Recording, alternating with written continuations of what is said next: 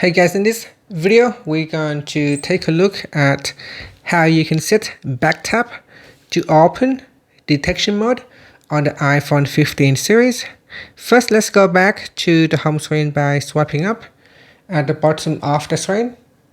From the home screen, tap on settings, then in the settings page, scroll down and then tap on accessibility. Next, tap on touch. Then we scroll down to the bottom and tap on back tap. In here, you can choose double tap or use triple tap. I'm going to use double tap.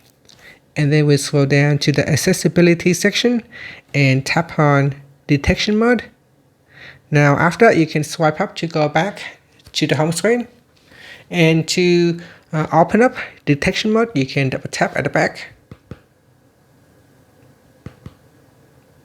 And this will open up detection mode on your iPhone. And that's it. Thank you for watching this video. Please like and subscribe to my channel for more videos.